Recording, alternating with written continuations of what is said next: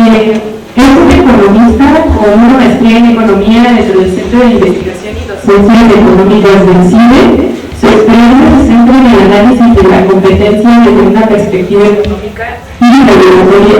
Actualmente es director general de análisis económico de la Universidad Investigadora en el Instituto Federal de Telecomunicaciones. Él tiene una experiencia de más de 20 años en temas de competencia económica. Fue director general de la Dirección General de Concentraciones y posteriormente director adjunto en la Dirección General de Instituciones y Mercados Regulados de la Comisión Federal de Competencias Económicas. Además, resuelve casos y estudios en materia de competencia en los sectores de infraestructura y telecomunicaciones.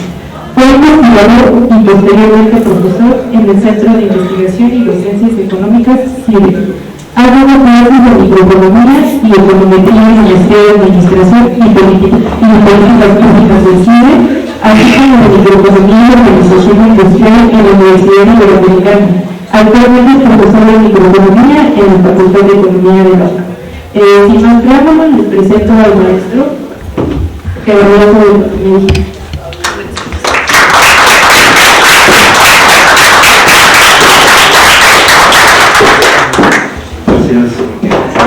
Buenos días a todos, todas. El tema que voy a tratar es sobre economía digital. Quisiera hacer un pequeño preámbulo previamente, un poco para más o menos contextualizar cómo uno llega a este tema. Este es un tema nuevo, es un tema que, digamos, desde mi perspectiva, lleva probablemente formándose como 20 años más o menos. Y la idea es hacer una exposición, digamos, muy alto a la preocupación que tiene como objetivo este tipo de seminario. Digamos, cuando uno habla sobre este tema, un poco piensa en el público que va a atender este tipo de speech que uno hace. Y el mío va a ser un poco muy orientado a esa preocupación que hay sobre el cambio curricular o, digamos, temas que hay en la economía que son fronteras y que considero que son importantes. ¿Okay? Así que progresivamente a lo largo de la exposición voy a ir soltando algunas ideas y eventualmente, si hay la oportunidad de hacer preguntas, estoy dispuesto a responder. En la siguiente. Bien. Lo digital está asociado a. Me voy a parar. Soy profe también, entonces se mueve. Pero lo digital está asociado a la transformación, digamos, de objetos análogos a bits, básicamente, ¿no? Todos tenemos un dispositivo móvil, un teléfono celular, y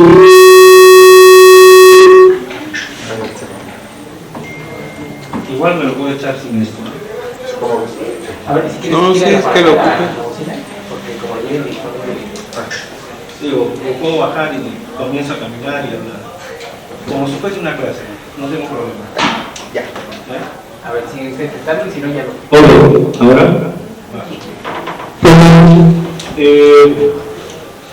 La idea de lo digital está asociado a esa transformación de objetos, ¿no? a elementos digitales,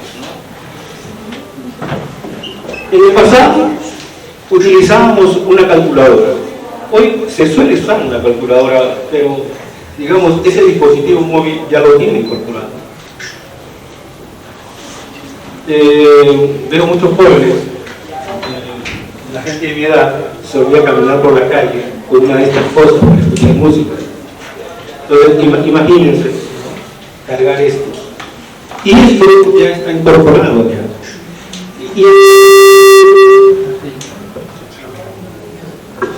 Lo voy a apagar y voy a caminar. Me siento más cómodo. ¿Okay?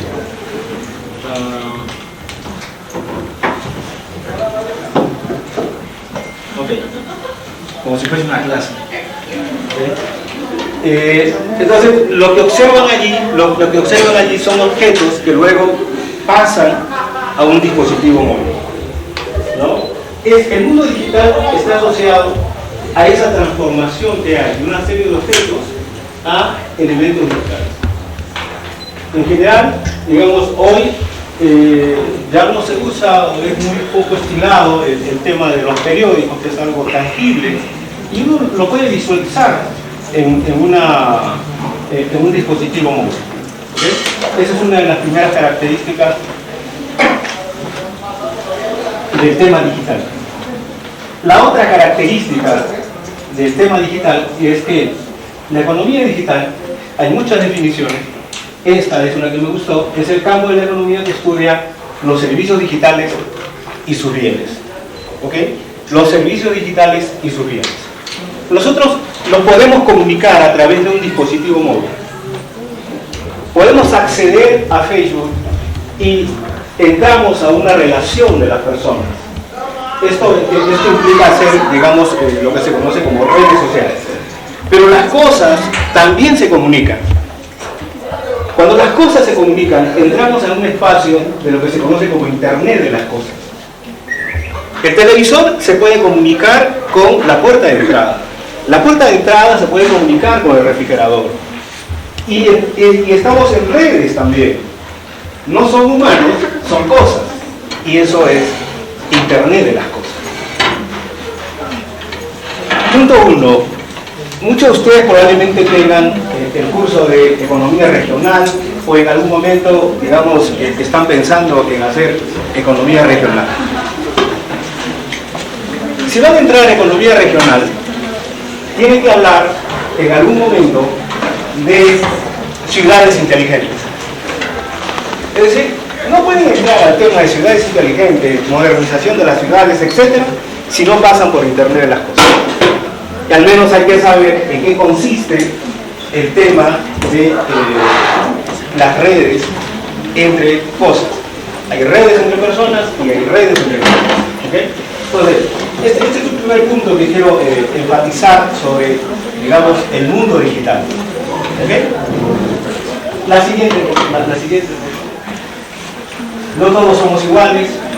Digo, en los primeros cursos de economía nos enseñan la definición de economía y tiene que ver con, primera parte, agentes económicos. ¿Quiénes son los agentes económicos?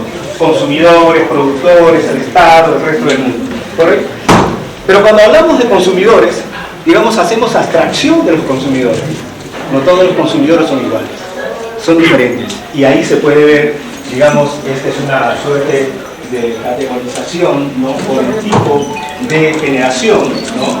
Mi generación es muy distinta a la generación, ustedes probablemente son generación Z, ¿no?, más habituados al uso de dispositivos digitales, etcétera, etcétera. Pero en el extremo había otro tipo de generación y por lo tanto utilizaban otro tipo de bienes.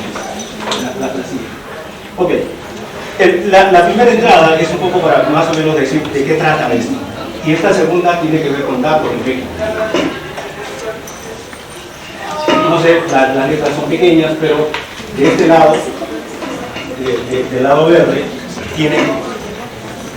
son datos de la encuesta nacional de tecnologías de la información. Es una encuesta que hace INEGI cada cierto tiempo.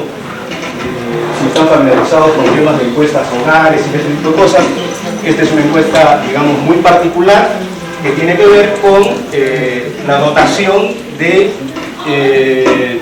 elementos, digamos, dispositivos que tienen que ver con la tecnología de la información y de las comunicaciones. ¿Okay? Entonces, de un lado es cómo ha ido evolucionando la participación de los hogares que tienen, digamos, acceso a Internet fijo. Y del otro lado tienen la participación, el número de personas que tienen,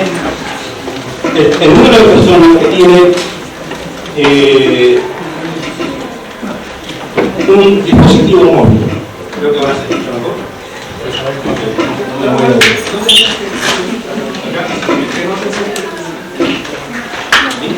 No, la bocina, que no se acerque.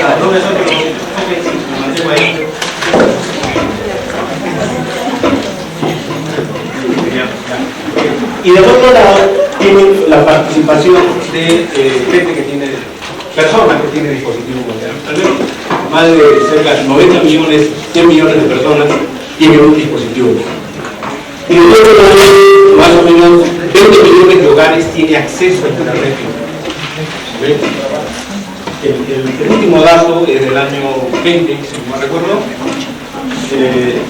Y esto es un dato significativo, que la primera impresión que se pretende dar como un mensaje es que en el caso de México hay, digamos, un uso cada vez más progresivo sobre este tipo de medios que permiten acceder a elementos que tienen que ver con la economía. ¿Okay? Aquí no sé si se ve bien, pero aquí lo que tratamos de pintar es la distribución del número de hogares por estados de la República, ¿no? En la cúspide están los estados básicamente Ciudad de México, Nuevo León, perdón,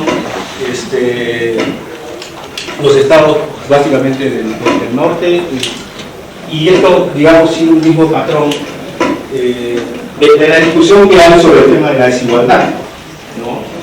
Así como podemos hablar de la desigualdad en términos de ingresos, también podemos hablar de la desigualdad en términos de dotación de acceso a las tecnologías de la información y las comunicaciones. Es decir, el tema de desigualdad no solamente es ingreso, también podemos estar hablando de la desigualdad de este tipo de acceso a estos medios, ¿no? La siguiente, bien, no sé si se ve bien aquí, digamos, este es un ranking del año 23 sobre distintos sectores de un conjunto de aplicaciones móviles que van del sector financiero, redes sociales, video, etcétera, etcétera, ¿no? Se ve muy pequeño, no es lo mejor. Aquí estamos igual, esto es un ranking por número, en la parte superior están las categorías, ¿no? Digamos que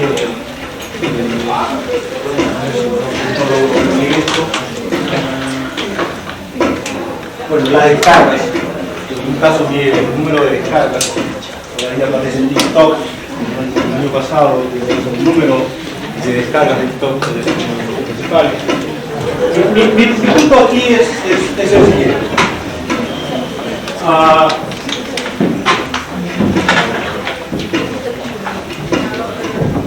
Hay, digamos, una fuerte actividad que suelen hacer las personas que tienen un dispositivo o tienen acceso a Internet, y lo que hacen básicamente es focalizarse en estos temas. ¿Okay? Ese es el punto.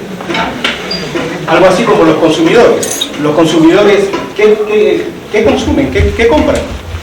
Digo, en los cursos que llevamos de economía, nos tienen que decir alimentos, bienes industriales, ropa, vestido, uno establece una jerarquía.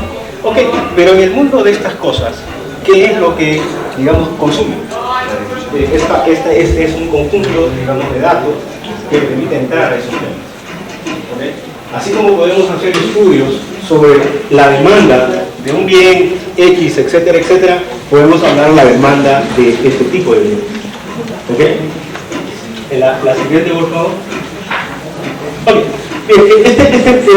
Esta primera parte, digamos, es un poco conceptual, un poco más o menos por dónde va el asunto, y esta otra ya es más teórica. Aquí ya me convertí como economista, y por lo tanto aquí les voy a pedir apelar más o menos a lo que hacemos los economistas, ¿no? Y es abstraer eso, ¿no? No hay mucho tiempo como para interactuar con ustedes y preguntarles qué cosa observan, ¿ok? Pero a lo lejos se logra ver, no sé, se logra ver ahí una figura, ¿no? Esta de la piratería de Internet, obviamente, es un mercado, ¿ok? Es un mercado, ¿no? y es un mercado de la época prehispánica. ¿Ok? Entonces, se supone que en ese mercado hay gente que va a comprar y hay gente que vende, ¿no? En el lenguaje de los economistas, demanda y oferta, y hacen transacciones, ¿correcto? Pero pocas veces nos fijamos en el espacio que tienen para realizar esas transacciones. Ese espacio es un patio ahí, y uno debe de preguntarse, alguien debió haber construido ese patio, alguien debió haber empleado recursos en ese patio y debió haber permitido el acceso del que compra y del que vende. Alguien tiene que mantener ese patio. La pregunta, el tema que quiero introducir es que cuando uno observa esto y digamos uno observa que hay, digamos, personas que compran, personas que venden, inmediatamente dicen, aquí tenemos la idea de un mercado, ¿no? El mercado más antiguo que nos permite realizar transacciones. La unidad de análisis importante en la economía digital, así como nosotros en microeconomía hablamos de las firmas, aquí hablamos de las plataformas. Y las plataformas es la unidad de análisis, digamos, clave para entender este mundo de la economía digital. Y la idea de la plataforma es justamente observar quién controla ese patio, quién da acceso al patio, cómo la persona que empleó ciertos recursos para poder hacer ese patio debería emplear ciertas reglas para acceder, para permitir el acceso al oferente y al demandante o a las personas que ofrecen, venden, un horario donde se realizan las transacciones, limpiar el patio una vez que esto ha finalizado. Es una tarea, hay múltiples tareas ahí. Y esa es la idea de las plataformas. Alguien que maneja este patio y que permite la interacción de quien compra y de quien vende.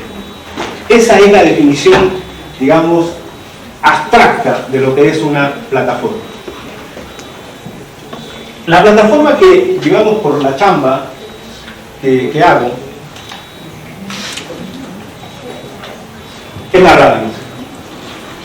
En estos últimos días, cuando hemos estado viendo la final del partido del campeonato, y si lo vieron por televisión abierta o incluso por televisión por cable, observaron que, digamos, hay la cantidad de anuncios que se propagan, ¿no? Digamos que ya uno está harto de ver, digamos, tantos anuncios, ¿no? Pero la máxima es que los anuncios pagan justamente, digamos, ese espectáculo, ¿ok? Y sin eso, pues, no se puede ver gratis, ¿no? Y aún incluso, si lo ves por cable, también hay anuncios, ¿no? Entonces, la radio es el ejemplo clásico de una plataforma, ¿ok? Física. Alguien tiene que tener una antena, tiene que pedir un permiso, tiene que construir la antena y tiene que elaborar programas, ¿ok? Contenidos. Alguien. Y ese alguien suelta, digamos, la señal y con un receptor de radio captura la señal. Lo único que uno tiene que hacer es simplemente tener el receptor de radio. No paga más que, no paga nada. Digamos, no hay intercambio para escuchar música. El receptor lo hace. Esta es la idea de precio, digamos, cero, en el sentido de que el consumidor consumo contenidos y no pago. Pero a cambio me tengo que soplar los anuncios. Entonces, del otro lado, o sea, ¿cómo financias eso? Del otro lado están los anunciantes. El de la radio tiene un tiempo y en ese tiempo administra el ingreso o la pauta de publicidad. Y cada pauta de publicidad tiene un precio. ¿Okay? Y ese precio depende de qué? Depende del rating que pueda tener el programa. Son elementos que están en un lado y de otro lado. Y este es el ejemplo clásico de una plataforma. Todavía no estoy hablando de una plataforma digital, ¿no? La analogía que estoy haciendo es con la imagen que tuvimos al comienzo. Ahora, aquí hay un elemento que se conoce como efectos de red. ¿no? Los efectos de red están asociados al hecho de que, por ejemplo, imaginen un mundo donde alguien tiene un teléfono celular y es el único en una ciudad que tiene el teléfono celular. Si es el único, digamos, que lo tenga, no tiene mucho valor, porque ¿con quién se va a comunicar? Si otras personas también lo tienen, entonces adquiere más valor, y eso se conoce como efectos de red. Los efectos de red pueden ser positivos o negativos. Esto se parece mucho al concepto de externalidades. No necesariamente es idéntico, pero es de la familia del concepto de externalidades. Y el concepto de efecto de red es clave aquí, en este mundo. ¿Por qué? Porque mientras más personas escuchan un programa, hay más, digamos, público. Y mientras más público haya, el de la radio puede vender pautas publicitarias a mayor precio. Porque el que demanda publicidad, el que demanda insertar la publicidad está dispuesto a pagar un mayor precio. ¿Por qué? Porque en términos relativos el costo promedio del anuncio disminuye. Mientras más gente haya, menor es el costo por un anuncio. Y eso, digamos, es una característica de este tipo de actividades. ¿Ok? Voy a recuperar el tema de los efectos de red más adelante. Ahora, los efectos de red pueden ser positivos, pero también pueden ser negativos. A los consumidores no nos gusta la publicidad, nos genera una desutilidad. Entonces, y esa desutilidad nos cansa y nos hace cambiar de estación de radio. Es lo que habitualmente alguna gente hace. Pero si estás viendo la final del partido de tu equipo favorito, entonces no vas a cambiar de canal. A lo más podrías ponerle mucha, pero va a estar la publicidad ahí insertada. ¿Ok? La siguiente. Bien, aquí ya entro a un terreno más del tema de la economía digital. Y aquí ya estoy hablando de que ese elemento, en las primeras láminas he utilizado el patio como el elemento físico donde se encuentra la oferta y la demanda. Luego he utilizado una torre y la actividad que alguien debió haber puesto la torre y necesito un espacio para hacer los programas, ¿no? Es algo físico, tangible. Aquí no. ¿Ok? Aquí puedo pensar que tengo una aplicación y esa aplicación conecta a un grupo y a otro grupo. Pero esa aplicación, digamos, puede estar colgada en la nube, ¿no? En la jerga de la nube. La nube no es más que un servidor, ¿no? Un servidor, una máquina ubicado en algún lugar. ¿Ok? Y es una máquina que tiene una potencia y una capacidad para almacenar un conjunto de información. A eso actualmente y coloquialmente le llamamos la nube. Uno se pregunta, ¿y dónde están los correos electrónicos que ustedes habitualmente se intercambian, ¿no? O, digamos, si tienen Drive, Google o cualquier otro parecido, ¿dónde están, digamos, toda la información que ustedes metieron? En la nube, dicen, ¿no? En la nube, ¿dónde? Nada, en un servidor que pertenece a que controla la plataforma. ¿Ok? En una plataforma habitualmente hay dos lados, ¿no? Cuando hay dos lados se conoce como plataformas de dos lados. ¿Ok? Si las plataformas pueden tener más de dos lados, pueden tener tres lados, y entonces el análisis adquiere una particularidad. Yo me voy a centrar en las plataformas de dos lados. De aquí en adelante, digamos, me he picateado las láminas de un libro, no sé si se logra ver ahí, algo así como Plataformas Económicas o Platforms Economics. Es un libro reciente de Page and Belflame. Si han llevado los cursos de organización industrial, el curso de organización industrial clásico, ¿no? Es además del Tirol, el otro es el Page Belflame. Entonces, Page Belflame tienen este libro, es muy bueno. Ya por ahí hay algún samaritano, ya lo tiene colgado en la red, así que lo pueden bajar. ¿Okay?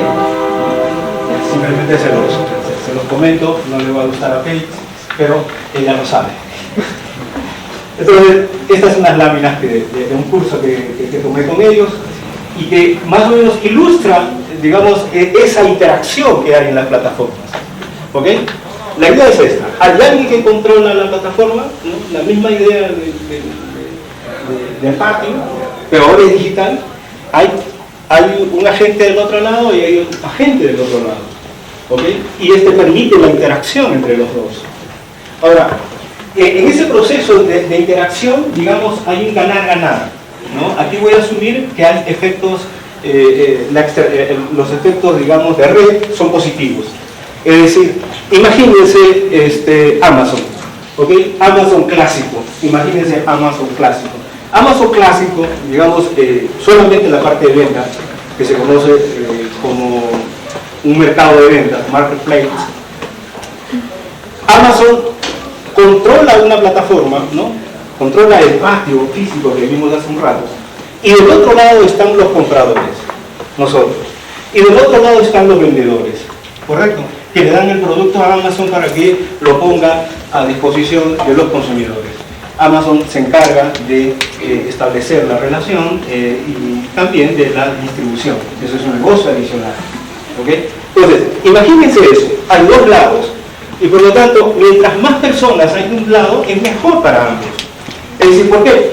Porque si más personas hay, digamos, ofertando productos, otros que quisieran ofertar productos bien positivos, entrar a ese grupo. ¿Por qué?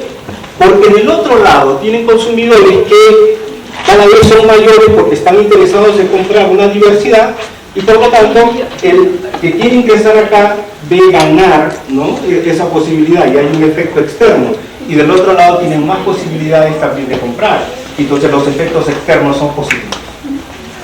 Los efectos externos pueden ser positivos y muy fuertes, que llegan a explicar lo que los economistas, cuando entran al tema de monopolio natural. En el tema de monopolio natural, uno entra, digamos, el supuesto básico es, digamos que, o la idea básica es que hay una sola empresa que puede proveer el servicio, ¿no? Por efectos de rendimientos crecientes, o hay economía de escala, y entonces, dada el tamaño de la planta, pues una sola empresa puede, digamos, atender la demanda, y estamos en el escenario del monopolio natural, ¿no? Esa es la idea más o menos clásica. Algo parecido sucede acá con los efectos de red. Cuando los efectos de red son positivos y son significativos, puede llegar a la situación donde un solo agente puede dominar el mercado y se convierte en algo análogo a la idea del monopolio natural. ¿Ok? Bien, esta parte la podemos hacer más compleja. ¿Ok? La siguiente. Y aquí hay, digamos, la misma figura, pero ya está incorporando los efectos externos negativos. Que si pueden haber efectos externos positivos, efectos externos negativos, no sé. Eso depende del tipo de aplicación. ¿Ok? Cuando estudiamos esta parte, digamos, el mensaje para los economistas es simplemente que hay efectos externos, positivos, negativos, hay que saber identificar. Pero la gente que llevaba el curso y que se metía a administración de negocios estaba pensando en, si quiero hacer un negocio, entonces, ¿qué tipo de negocio sería redituable? Aquellos que tienen efectos externos positivos y minimizar los negativos. ¿Pero cuáles son? Bueno, esa, digamos, es la preocupación de la gente que quisiera hacer un negocio. ¿Ok? Yo simplemente lo cito. Ok, ya tenemos aquí la plataforma, la oferta, la demanda, por un lado, los que compran, los que venden. La siguiente, aquí ya me puse un poquito más como economista, y entonces digamos, a ver. Lo único que pido aquí es acordarse del curso de microeconomía, la firma,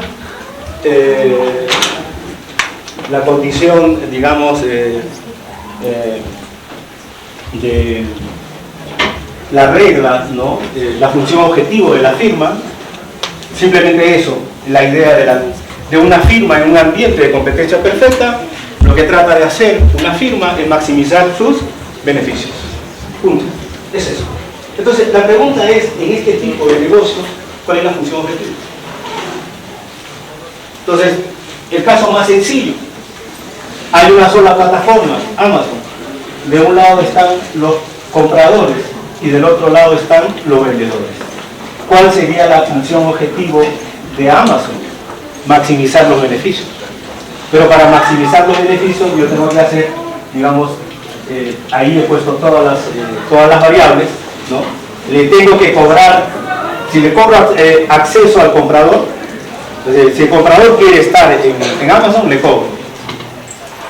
Si el vendedor quiere estar en Amazon, le cobro, y eso es un ingreso. Pero darle acceso implica un costo, entonces tengo que hacer la diferencia ingreso menos costo, ¿ok? Para ambos. ¿Se acuerdan de la primera lámina del patio de mercado prehispánico, y donde yo me hacía la pregunta, ¿quién hizo la plataforma? ¿Cómo se dio el acceso? ¿Cómo se dio ese arreglo? Aquí no, aquí estamos monetizando cada una de las partes. Y por último, cuando cada vez se realiza la transacción, Amazon agarra y me dice, y aquí, como cualquier distribuidor, me agarro el 30%, me agarro el 10% de la venta, ¿no? Y eso entra en la última parte. Ahí está explicado, digamos, toda la formulita, ¿ok? Entonces, y aquí es la pregunta siguiente es esta, ¿no? Todas esas plataformas tienen, digamos, una serie de variables, y la pregunta es, ¿cuál es la variable de decisión? ¿Cuál es la variable que vas a tomar como decisión? ¿Le cobras? Hemos entrado muchos a Google Búsqueda, ¿no? ¿Nos cobran por hacer búsqueda? No, es gratis. ¿Correcto? Entonces, la empresa puede asumir que una de esas variables es cero. ¿Ok? Y si una variable de esas es cero, entonces se va compactando. Digamos, podemos hacer el cálculo habitual que hay en los modelos de microeconomía, ¿ok? Y podemos saber cuál es la condición de máximo y cuál es el valor, etcétera, etcétera. Podemos jugar. Simplemente puse esto un poco para provocarlos y un poco para decirles que estamos en el mundo de la micro, ¿ok? Estamos en el mundo de la micro, pero la unidad de análisis son las plataformas, no son las firmas. Bueno, son las firmas, pero ahora, digamos, con este contexto de que tienes que interactuar entre dos. Y generalmente en los modelos no interactuamos ambos. Ok, la siguiente. Entonces, puedes escalar y puedes hablar de que hay una sola plataforma. ¿Y qué pasa si hay otra plataforma? Compiten las dos plataformas. Compiten sobre el mismo producto, que es homogéneo, es diferenciado. Si hay una plataforma en un tiempo, en el siguiente periodo hay otra plataforma que intenta ingresar a ese mercado. Estamos en el mundo, digamos, de los modelos clásicos, Cournot, Bertrand, Stackelberg, ¿ok? Y por lo tanto, digamos, el análisis se hace un poco más rico, ¿no? Los análisis que hay transitan por acá. Los análisis frontera que hay sobre el tema de plataformas, en mercado, esto se conoce como plataformas digitales o a veces mercados digitales, entran por este tema, ¿ok? La siguiente, por favor. Creo que hay una. Ya, okay. Ese es el tema de la unidad de análisis, en este caso de la plataforma. El otro ingrediente son los datos. ¿Ok? El otro ingrediente son los datos. Y los datos adquieren mucha importancia, porque puede ser la moneda de cambio para que uno pueda acceder de manera gratis, entre comillas, por un servicio. ¿Ok? ¿Qué son los datos? Los datos, digamos, es toda la información que está en su INE, por ejemplo. Toda la información que está en su INE son datos personales. La foto, su nombre completo, su dirección, el número, etcétera, etcétera. Es un identificador de ustedes.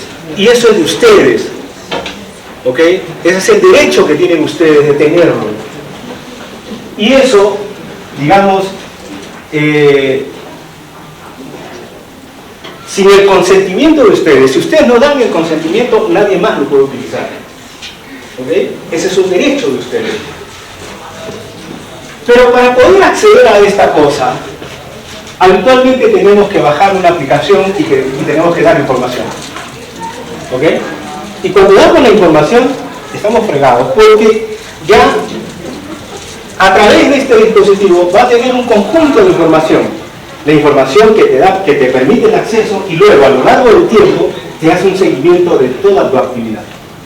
Y va recolectando un conjunto de datos, N datos, inimaginables. Y por lo tanto necesitamos tratar esos datos. ¿Y cómo tratamos esos datos? Bueno, hay técnicas, estadísticas, para poder hacer eso. ¿Y cómo vinculamos los datos? ¿Cómo asociamos los datos? ¿Cómo decimos que dado una variable la otra la causa?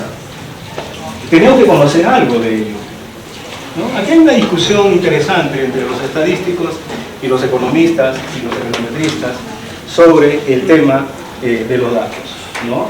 Dicen, no necesitas saber economía, no necesitas saber econometría, basta con que sepas manejar, etc.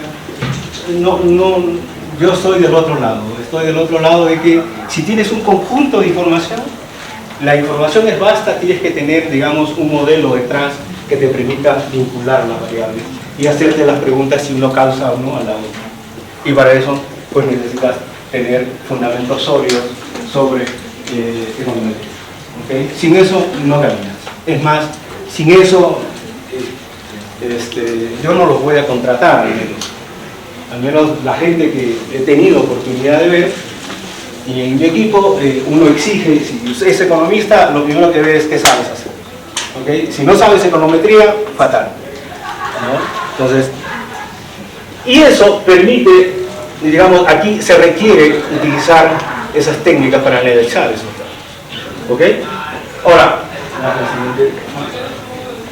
los datos, digamos, tienen diversas características. Aquí he puesto algunas. Voy a hacer rápido acá. Datos como factor de producción, datos como mejora de productividad, datos como subproductos y datos como productos. ¿Ok? Me voy a enfocar en la última, de los datos como subproducto y producto. Subproducto como que cuando yo me doy acceso aquí y yo voy a un restaurante, ¿ok? Ya esto ya sabe que yo, Víctor, está yendo a un restaurante, el restaurante tal, ¿ok? Tengo esa preferencia por el restaurante y va recogiendo todo lo que yo hago, ¿ok?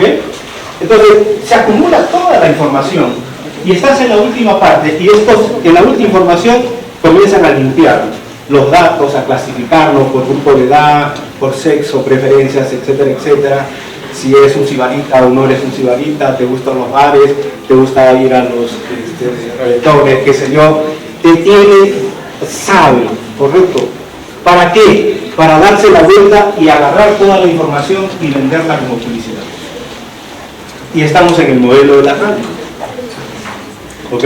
Pero la escala aquí es, digamos, tremenda.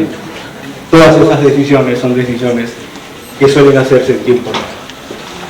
Entonces, hacer decisiones que se hacen en tiempo real, la venta de la publicidad se hace a través del mecanismo de subasta. ¿Para qué? Para lograr el mejor precio.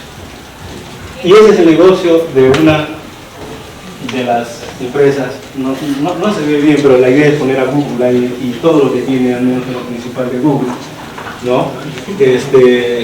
No sé, bueno, se llama Alphabet, el grupo es Alphabet, pero todo el mundo habla de Google, ¿ok? Y los productos, digamos,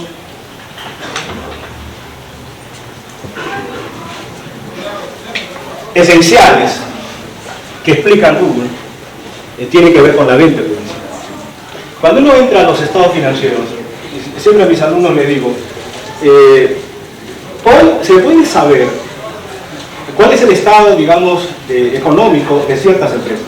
Si las empresas cotizan en la bolsa, ya sea en la bolsa de Nueva York o las empresas mexicanas que cotizan en la bolsa mexicana, tienen una obligación legal de presentar la información. Información anual, información trimestral, etc. Y ahí hay mucha información. Mucha información hay ahí. Entonces, al menos Google, más del 80% de sus ingresos es publicidad. Twitter, antes de que se comprara, el 90% de los ingresos es publicidad. La publicidad es un elemento importante en este tipo de negocios. ¿Okay?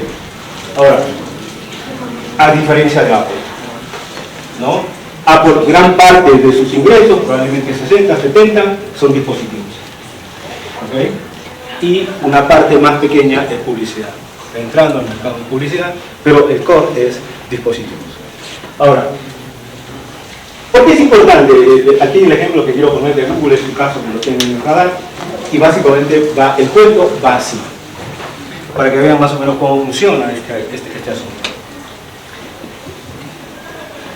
Este es un dispositivo móvil, ¿ok? No le voy a decir la marca, pero voy a suponer que esta es una marca que tiene un sistema operativo llamado Android, ¿ok? Google regala Android a las empresas que producen este tipo de dispositivos. Lo regala, no le cobra. Pero ¿cuál es la trampa? Nada es gratis. En economía sabemos que nada es gratis, no hay lonche gratis. El intercambio es, tú pones de manera gratuita Android, pero ¿para qué necesitamos nosotros el sistema operativo? Por sí solo no, necesitamos las aplicaciones.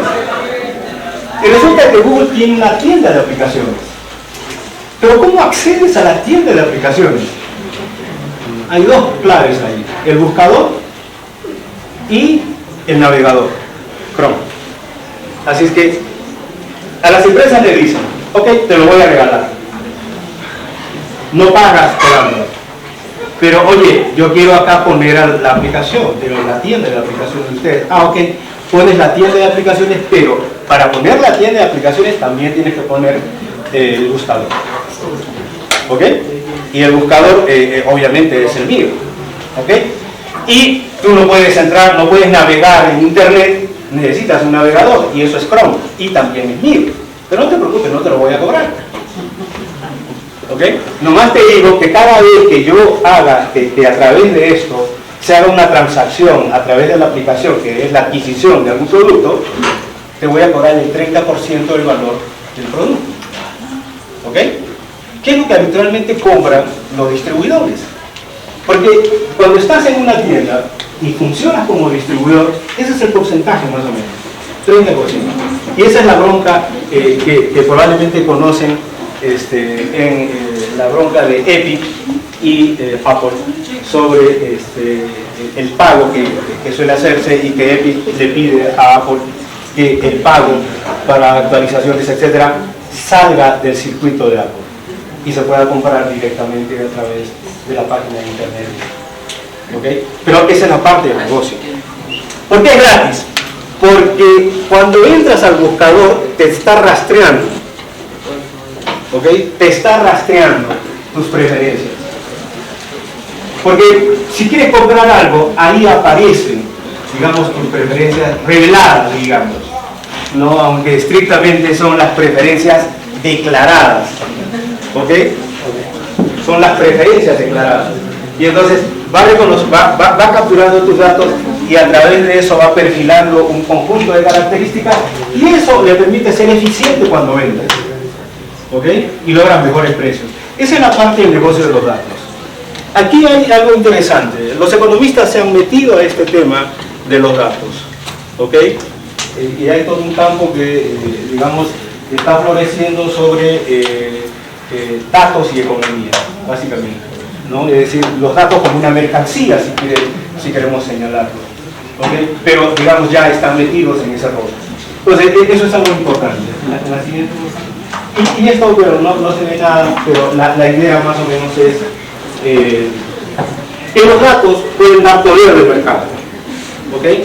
Y si los datos, digamos, pueden dar poder de mercado para una empresa, el poder del mercado, ya saben, permite tener precios por encima del costo marginal y eso reduce el excedente del consumidor y por lo tanto perjudica el bienestar y lo cual eso es algo que uno no desea. Y por lo tanto la competencia sería interesante, pero para competir está un poco difícil porque son, digamos, sectores, actividades que tienen fuertes efectos de red y los efectos de red funcionan como una barrera, ¿no? Todo este conjunto de ideas lo que ha motivado en Europa sobre todo entrar, digamos, a una serie de reglas para poder controlar este tipo de cosas. ¿Ok? He tratado solamente dos temas. El tema de los datos y el tema de las plataformas. Economía digital no termina ahí, ¿ok? He elegido dos temas que son muy familiares, en el sentido de que son temas que hemos venido trabajando en el instituto desde hace ya probablemente hace 5 años más o menos, preparándonos para este tipo de eventualidades, ¿no? Y que siendo un economista y, digamos, estar metido en la parte de la docencia, uno, digamos, reconoce que este tipo de temas es algo importante, digamos, para los economistas y sobre todo para muchos jóvenes que veo aquí, que están tratando de buscar qué cosa puede hacer uno como economista, ¿no? O sea, ¿dónde me voy a ir? O sea, ¿por dónde me voy a perfilar? Digamos, aquí, el perfil que hay aquí es un perfil, digamos, de estos tiempos, ¿no? Y es un perfil que, digamos, si les gustan los datos, y si les gusta la microeconomía, etcétera, o incluso la parte de business, de negocio, digamos, es un campo interesante. Bueno, gracias.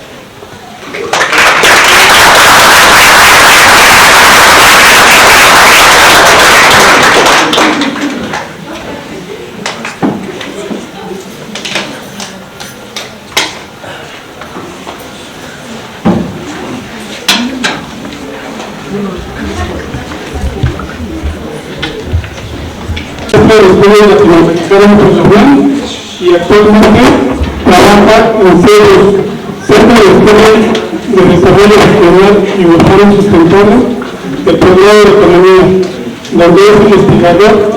Recibe la palabra.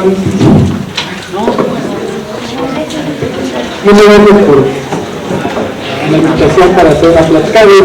Vamos a llegar con lo que acaba de hablar el profesor, pero yo voy a enfocar a los recursos internacionales acceder vía internet para sus investigaciones, para todo lo que tenga que ver con su vida académica. Además, me pidieron también hablar un poco de esto de la integridad académica, de eso de plagiar y no darle crédito a los autores que son dueños del trabajo que se está refiriendo o exponiendo.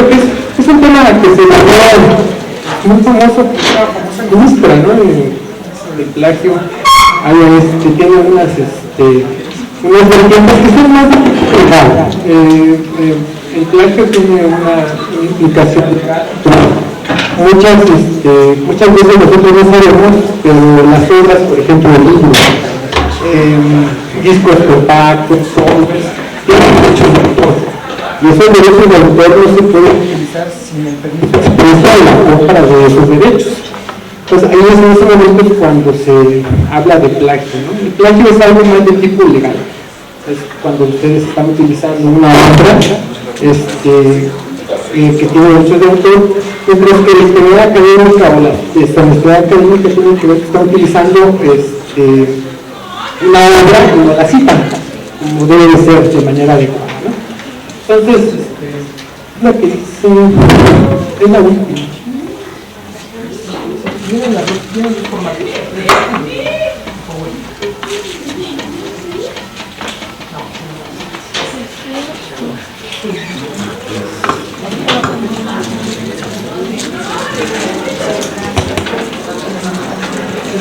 Esto nos dice 6.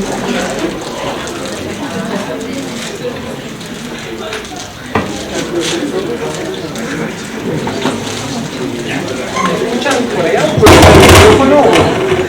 ¿Sí me escuchan por allá? Bueno,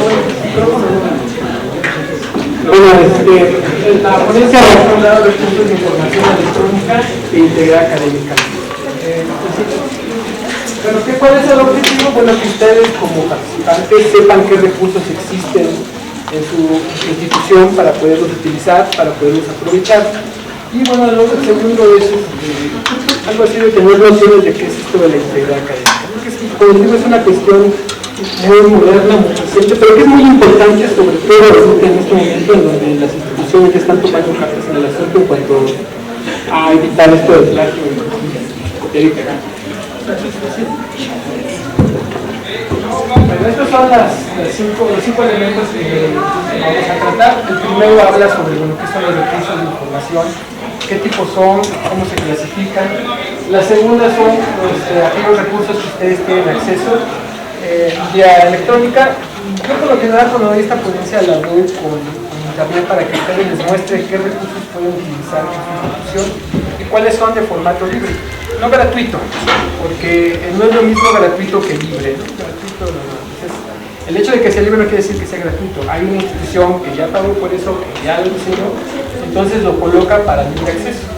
Entonces, esa es la diferencia entre gratuito y libre. La tercera, bueno, son recursos de información producidos por organismos nacionales. Básicamente está enfocado en cuestiones de datos primarios de INEGI, lo que es Banco de México, la Secretaría de Hacienda, de organismos internacionales, bueno, que son básicamente tres que yo trabajo siempre, que es el Fondo Monetario, el Banco Mundial y un organismo regional muy importante que es la CEPAL, ¿no? Para todo lo que es análisis internacional. Y bueno, y por último, pues esto de un poco la definición de qué es esto de integridad académica y la cuestión de, bueno, qué es el plagio y cómo evitar esta cuestión del plagio. Esa es la estructura. Adelante.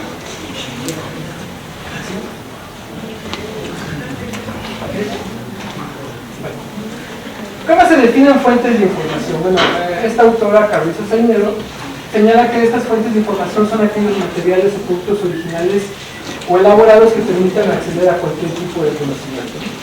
Entonces, considerando lo anterior, son fuentes de información todos aquellos productos, no solo los libros, sino también cosas como monumentos, revistas, cuestiones electrónicas, ya sean algunas cosas biológicas, consideradas fuentes de información. ¿Por qué? Porque guardan información y proporcionan testimonio del conocimiento durante todo este tiempo. Como les comentaba, no solo una fuente de información es un libro, hay varias. Entonces, pues, podemos decir que cualquier tipo de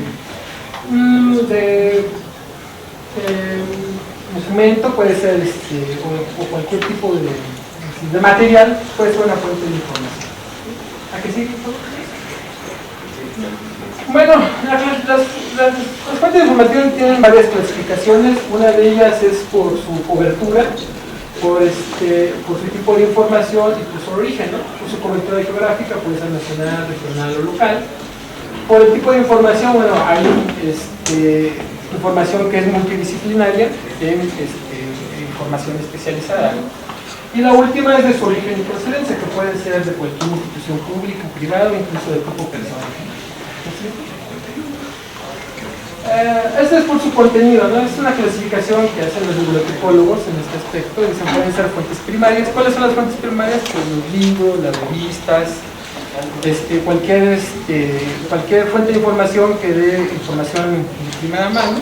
Y hay una que es secundaria, que bueno, es cuando se procesa esa información. Los bibliotecólogos mencionan, por ejemplo, las alertas, los boletines de adquisición, y hay otra que es una terciaria, donde, bueno, básicamente son los catálogos, donde bajan toda la información primaria y secundaria y lo organizan en uno solo para que esté a disposición de ustedes. ¿Sí? De acuerdo a su soporte y su formato, lo tradicional es la parte impresa, ¿no? Libros, revistas. Ahora está también la parte digital, que es ahorita lo que se está trabajando mucho. Por ejemplo, en la universidad señalan que el 30% de todas sus obras son digitales, es decir, ya la compra de libros físicos y revistas físicas ya es muy poco, es decir, ya todo es en formato digital para que tengan ustedes acceso de manera directa. Y una es la audiovisual, que bueno, tradicionalmente ustedes yo creo que ya no conocieron la VHS, pero era, o incluso ni el DVD, porque ustedes ya son de la digital, del streaming para acá, ¿no? Entonces, donde ya tienen todo en Netflix, en todas estas plataformas digitales, pero bueno, esas también son fuentes de información. De hecho, ahí me estaba acordando de lo que decía el profesor, esto de que utilizan nuestros datos para vendernos cosas. Hay un documental en Netflix que habla de la situación, cómo hacen uso de los datos, que son datos privados, personales, para ofrecernos y venderlos, porque cuando ustedes están en estas plataformas, ustedes entran a su navegador Chrome, les aparecen así publicidad por todos lados, de una mochila, esto yo ya lo compré. Digo, sí, yo ya lo compré, pero ellos utilizan la información para venderles, decirles, también aparte de esta mochila, y esta de acá, por ejemplo, aparte de esta memoria tenemos esta otra. Entonces todo eso es lo que se maneja en formato digital. Bueno, ¿cuál es la importancia de las fuentes de información? Bueno, pues la palabra básica o la clave es transmitir conocimiento, ¿no? O sea, las fuentes de información lo que buscan es que nosotros obtengamos un nuevo conocimiento para generar uno nuevo, y entonces esto también implica que nosotros ese conocimiento tenemos que darles el crédito de donde se obtuvo para generar uno nuevo. Y esto que se habla de integridad académica, ¿no? La integridad académica es eso, darle crédito al trabajo que se hizo, del trabajo que derivamos nosotros de nuestra investigación, que creamos un nuevo producto, y van a evitar sobre todo la parte del plagio y sancionarlo, ¿no? Que bueno, desafortunadamente en el caso de la sanción dependerá de cada institución. La universidad tiene una sanción, no sé aquí el técnico si tenga esa parte de su ley orgánica tenga alguna situación. En la universidad apenas se acaba de hacer un código de ética académico en donde hay una serie de lineamientos que hablan sobre esto de la integridad, ¿no? Y las sanciones que puede haber. De acuerdo a la Facultad de Derecho señala que por lo menos alguien que le causan un paso lo castigan por un año. No sé cuál sea la implicación de eso, pero eso es allá en la universidad. Cada institución tiene su propia normatividad. Esa es la palabra clave, su propia normatividad.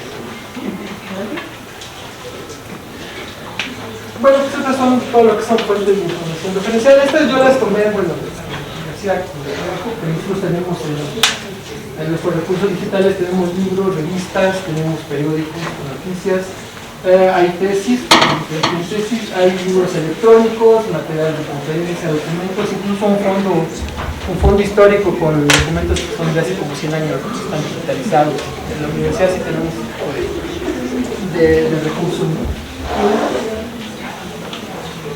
Y bueno, la otra parte que bueno, también es interesante es la información estadística. ¿Qué tipo de información podemos obtener o fuentes de información estadística? Pues tenemos los censos y los conteos, que bueno, este tipo de instrumento lo que hace es capturar el universo del objeto de análisis y lo coloca pues,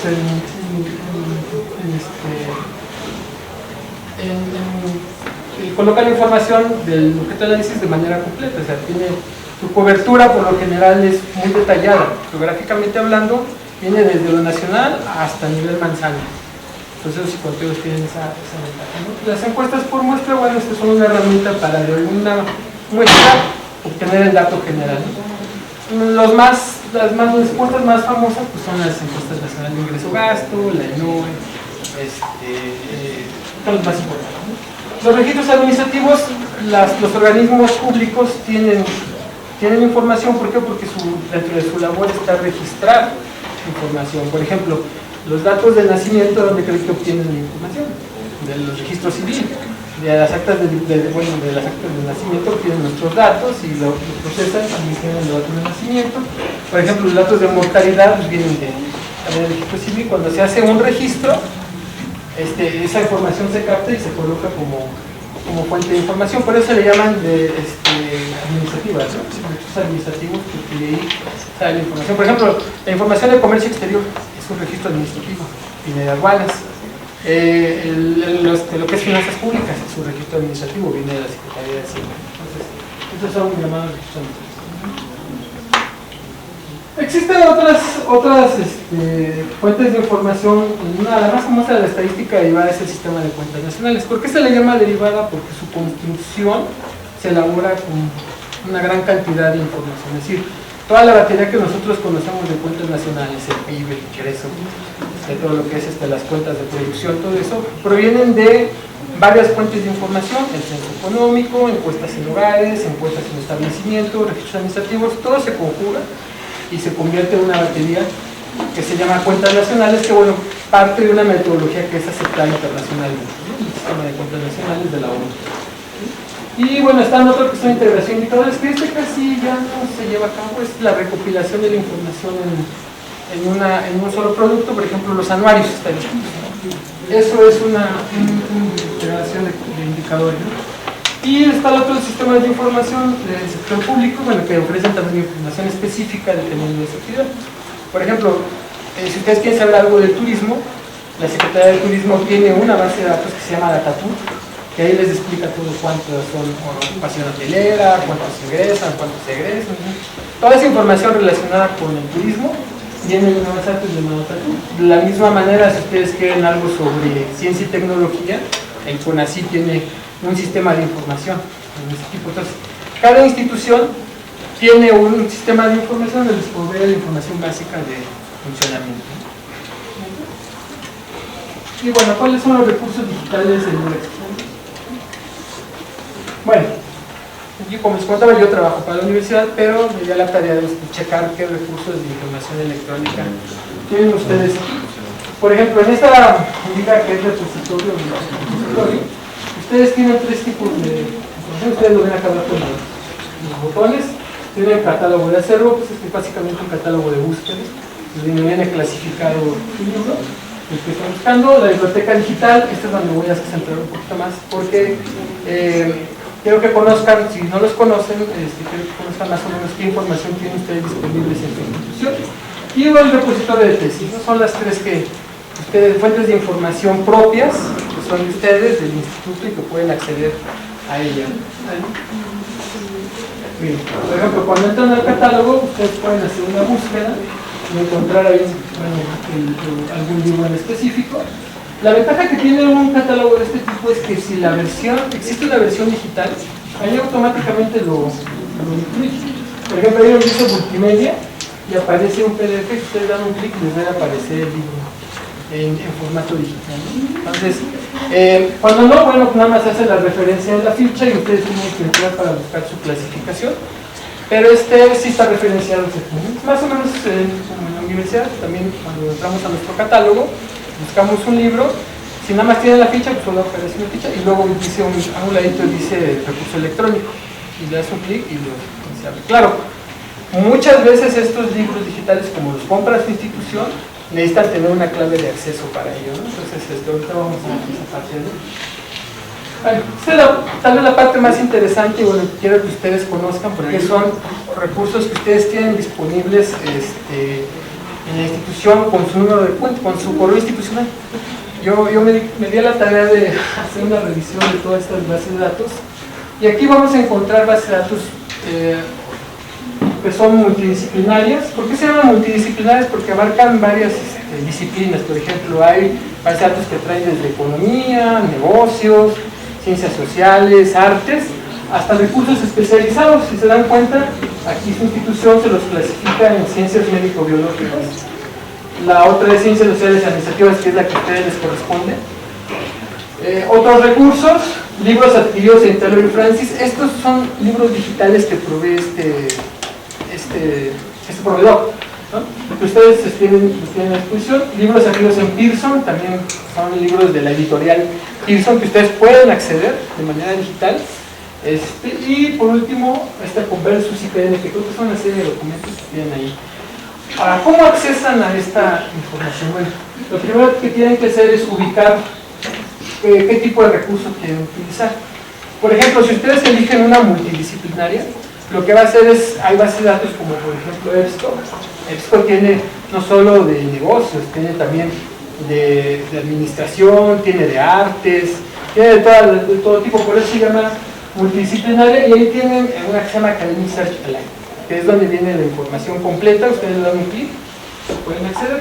También ustedes tienen, de las que yo chequé en su base de datos, ustedes tienen EBSCO, tienen el Servier, tienen Web Science, Scopus, tienen también Science Direct, tienen Wingley, tienen bueno, más o menos de las que yo conozco, que he revisado para ciencias sociales, ustedes las tienen disponibles aquí en esta base de datos. Ahí coloqué las ligas por si alguien quiere checarlas. La presentación se la voy a dejar a la profesora, entonces pueden pinchar. Ahora, ¿cómo se accede? Una vez que ustedes han ubicado el producto, por ejemplo EBSCO, les va a mandar, le dan un clic ahí al icono, les va a mandar aquí, les va a pedir esto, comunidad IPN o acceso invitado. Yo intenté entrar como invitado y no me dejó, me marcaba la voz más cerca. Pero cuando alguien dice comunidad IPN, les aparece esto. O sea, para tener acceso a esta base de datos, ustedes lo único que tienen que colocar es su correo institucional, la que termina en ipn.mx y la contraseña. Y con eso ustedes pueden acceder a todas las bases de datos que ustedes tienen ahí. ¿Sí? ¿Qué pasó? Buenas tardes. Entonces, ¿qué requerimientos o características tendríamos que tener nosotros como estudiantes para formar parte de su equipo de trabajo? Miren, en mi caso yo ahorita estoy trabajando en un centro de investigación en el CEDUS, en el posgrado. Yo no soy el responsable del CEDUS, es mi jefe, el doctor Norman Asfar, no sé si ustedes lo conocen. Él es el responsable de ese. Entonces, ahí estamos trabajando cosas regionales. Yo esto lo trabajé hace tiempo cuando estaba yo trabajé un tiempo en la biblioteca de la facultad. Entonces, toda esta información la tenemos disponible para ustedes. Entonces, lo importante es que utilicen estos recursos, porque miren, por ejemplo, en JSTOR, ¿qué pueden encontrar en JSTOR que les puede servir? Pues están revistas como el Trimestre Económico, Investigación Económica, Economía Mexicana, que son revistas que son arbitradas, que incluso están indizadas para sus investigaciones, ¿no? También pueden encontrar en EBSCO, pueden encontrar publicaciones de revistas, algunas están indizadas, otras no están indizadas, pero ustedes la ventaja que tienen en este tipo de plataformas es que tienen buscadores, y ustedes pueden colocarlo en español o en inglés y les buscan incluso, por ejemplo, si quieren saber algo de turismo, le ponen turismo y la plataforma lo que hace es buscarle en todas las revistas que tienen, en todos los documentos que tienen indizados, esa información y se les coloca de la más reciente a la más antigua, incluso viene la versión digital. Si ustedes dicen, mira, me interesa tiene una versión PDF que ustedes pueden descargar con su contraseña. Es decir, es un recurso muy valioso. Si ustedes quieren, por ejemplo, aprender a utilizar pues, este tipo de revistas que bueno, ya son arbitradas, ¿no? Son arbitradas por pares y no depender solamente de lo que encuentren en Google Chrome, ¿no? Hablando de Google, ¿no? Vamos a googlear el término que utilizan ahora. Entonces, no solo eso, porque bueno, cuando ustedes lo googlean sí encuentran libros que son formales, pero no hay nada como que ustedes utilicen este tipo de información, esta plataforma. También tienen un repositorio de tesis, ustedes pueden encontrar, ahí si ustedes buscan algún tema, ustedes también pueden bajar las tesis de su institución en formato digital. Y bueno, tiene una colección que es práctica educativa, que esta sí es bien, ustedes pueden acceder y pueden bajar la información. Entonces, la única que tiene este curso electrónico restringido es la primera, ¿no? Si ustedes quieren entrar a alguna de estas, me ha gustado tener acceso a internet para que vean más o menos cómo funcionan. Todas las plataformas tienen un buscador. Ese buscador a ustedes les facilita buscar, ya sea por título, ya sea por tema, por autor, y lo pueden buscar en español o en inglés. La única cuestión es que sí, la mayor parte de la información que contiene está en inglés. El 80% de su contenido está en inglés. Entonces, eso es lo único. Bueno, también está esta de Cielo, que es como parte de esto de la ciencia abierta. Hay plataformas donde están revistas indizadas que pueden ustedes consultar de manera, digamos, libre, no gratuita. No vamos a utilizar el libro. Entonces, una vez es Cielo. Y bueno, este tipo de plataformas están usadas en esto que se llama la iniciativa de Open Access, que tiene que tener acceso al conocimiento de manera libre. Para eso tiene ciertas condiciones, ahí las menciona, deben tener repositorios, se deben dar los derechos de autor, se deben ceder, y sobre todo ahorita lo que se utiliza mucho son esas licencias de Commons, para que todos tengan acceso de manera libre a este tipo de información, ¿no? Está toda la definición de qué es el Open Access. Estos son el tipo de publicaciones. Ustedes tienen disponibles todo el sector, excepto Cambridge, pero sí tienen EBSCO, tienen JSTOR, Emerald, Springer, Sage, Elsevier, tienen también Windley y Taylor and Francis. Creo que las únicas dos que lo tienen es Oxford y Cambridge, pero de ello fuera tienen esa información. Y bueno, aquí está la versión Open Access de ese tipo de plataformas. Ahora, los organismos nacionales.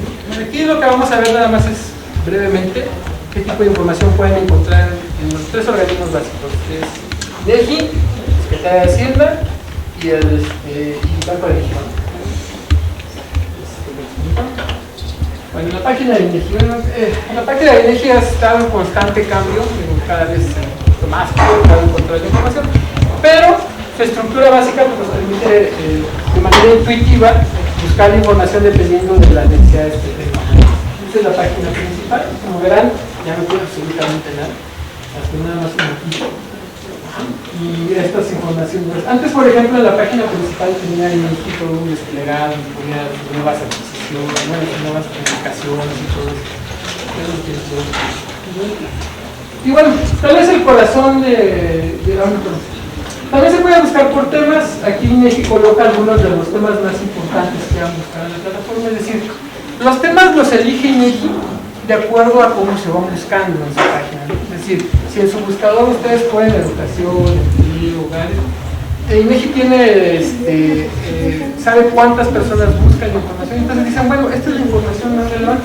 Antes tenían como un cuadrito en donde decían el tema, por ejemplo, feminicidio, cuentas nacionales, y cada cuadrito dependía de la cantidad de información o de búsquedas que tenían. Ya no lo tiene, ya lo eliminaron, pero bueno, INEGI ha reconocido como los temas más importantes, estos de aquí, ¿no? Para demografía, educación, empleo y ocupación, hogares, vivienda, población. Para el caso de la economía, pues comercio, ahí está el turismo, transporte, cuentas nacionales. Para el caso geográfico, pues el marco geodésico y estadístico es la parte más básica. Y de gobierno, pues muchas veces las de seguridad pública, ¿no? Ese es el buscador más interesante. Pero bueno, digamos que el corazón de INEGI es esta parte, en donde están todos sus proyectos de estadísticos. Los tienen clasificados por tema, por ejemplo está el subsistema de información demográfica, el sistema económico, el de geográfico a medio ambiente y ordenamiento territorial, y el subsistema de gobierno y seguridad pública. Y bueno, aparecen ahí todos los proyectos que tiene INEGI en cada uno de esos temas. En el demográfico pues está básicamente los censos y conteos de población y vivienda, las encuestas que elaboran hogares, como ya les he mencionado en el todas esas. En el subsistema económico está el censo más importante, que es el censo económico, porque esa es la radiografía de la economía hasta nivel municipio. Digamos que el valor de ese censo es ese, por ejemplo, es la materia prima que yo utilizo en mi centro de investigación, porque yo utilizo cuestiones regionales, con la información espacializada, pues es muy limitada, ¿no? Entonces el censo económico, los censos son lo más importante que tenemos nosotros para llegar hasta el detalle geográfico. Puede ser hasta el nivel municipio, dependiendo de la cobertura. Luego está el sistema de información geográfica, que aquí básicamente, en mi caso, yo utilizo mucho esto porque está el marco cartográfico, el marco estadístico de todo el país. Entonces, para que nos hacemos cuestiones regionales, tenemos que trabajar mucho. Luego están acá también censos de gobierno, están encuestas de gobierno. Que bueno, también aquí pueden encontrar las más importantes son las de seguridad pública, ¿no? Pero también sobre el funcionamiento, vienen a nivel nacional, estatal y algunas vienen a nivel municipal.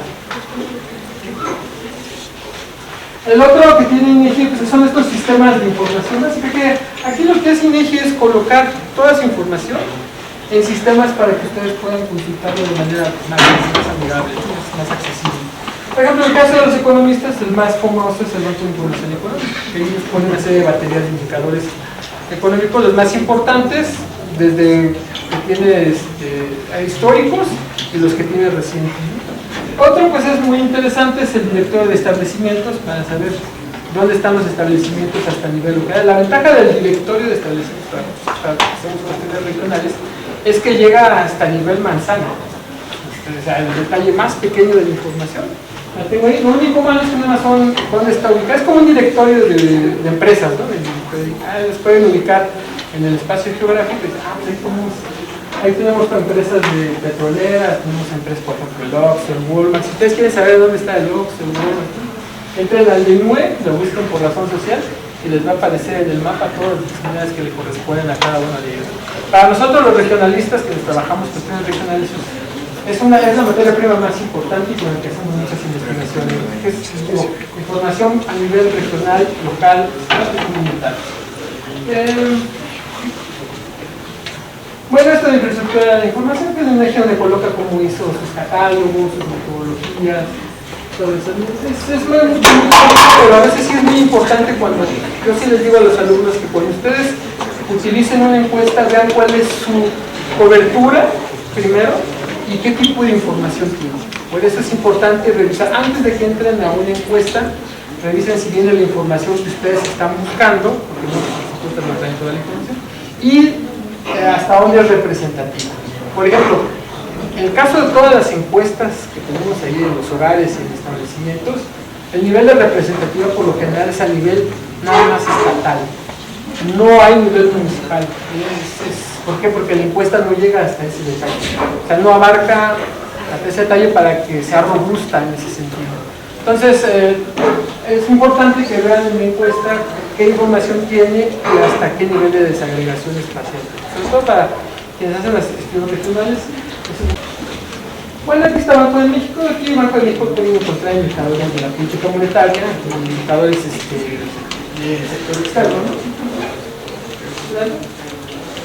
Tiene todo este tipo de información, pues viene desde qué es el Banco de México, todo lo que tiene que ver con política monetaria, también como parte de sus funciones tiene que regular el sistema financiero, también trae esta cuestión de los billetes y las monedas, trae los mercados, tiene mercados de valores y todo eso, ¿sí? Y trae también estadísticas, la parte más importante, la que ya más se utiliza es la parte estadística, también trae publicaciones de prensa, los informes vienen ahí, todos los informes de política monetaria vienen ahí. También tiene una labor de supervisión y revisión del sistema financiero y algunos servicios que proporciona la institución. Bueno, básicamente la base de datos que más se utiliza para cuestiones monetarias y del sector externo es esta, el CIE, es el hermano del BIE, pero este está enfocado más a cuestiones monetarias y a cuestiones del sector externo. Por ejemplo, aquí es donde pueden encontrar, si ustedes les interesa, cuestiones de remesas. ¿Cuánto vienen las remesas? Viene ahí, en el sector externo. Trae información del Banco de México, las reservas internacionales, las tasas de interés, el tipo de mercado, todo eso, todo lo que tiene que ver con el sistema financiero y la política monetaria, lo encuentran aquí, billetes y monedas en circulación, los agregados monetarios, la base monetaria. Todo lo encuentran aquí en esta base, ¿no? También tiene una serie de encuestas, tiene algunos indicadores adicionales como laborales, pero básicamente el Banco de México está concentrado en lo que es política monetaria y el sector externo. Pueden ver en la Secretaría de Hacienda, bueno, no voy a ahondar mucho, aquí vamos a encontrar cosas de finanzas públicas, vamos a encontrar el ingreso, gasto, la clasificación, algunas cuestiones sobre, por ejemplo, eso es lo que nos interesa mucho a nosotros, es la cosa del paquete económico para ver cómo vienen las finanzas públicas, los criterios generales y todo eso. Bueno, esto, por ejemplo, yo trabajo en cuestiones regionales, trabajo con entidades y municipios y bueno, también tengo un apartado otra vez. Organismos internacionales. Aquí, bueno, básicamente existen tres tipos, ¿no?, de instituciones que proporcionan información. Unas de ellas son aquellos que pertenecen a organizaciones como la ONU, que está el Banco Mundial, el Fondo Monetario. Otras que son de tipo regionales, que bueno, tienen a su ubicación geográfica. Por ejemplo, el Eurostat es una de ellas, la CEPAL es una de ellas, porque atiende a su clasificación geográfica, por ejemplo, América Latina y Europa. También hay versiones para Asia y para África también en este tipo de organismos regionales, y las locales, que básicamente son las páginas de los países, ¿no? El Banco de México, la Secretaría de Hacienda, por ejemplo, el Banco Central de Australia o el Banco Central de los países latinoamericanos, pues esas son locales, ¿no? Y bueno, también existen otro tipo de bases que son de empresas globales, sin embargo estas son de calificadoras, consultorías, son empresas que cobran la información, entonces no son de libre acceso. Por ejemplo, una base de datos que se utiliza mucho es la de Economática, ¿no? Economática, que trae información de empresas que cotizan en la bolsa para México, para Estados Unidos y Latinoamérica. Entonces es una de ellas, ¿no? Pero también existen, por ejemplo, calificadoras como Standard&Poor's. Todas ellas ofrecen información, pero esas tienen un costo para su acceso, y sí es un costo muy elevado, por eso las instituciones públicas no las contratan.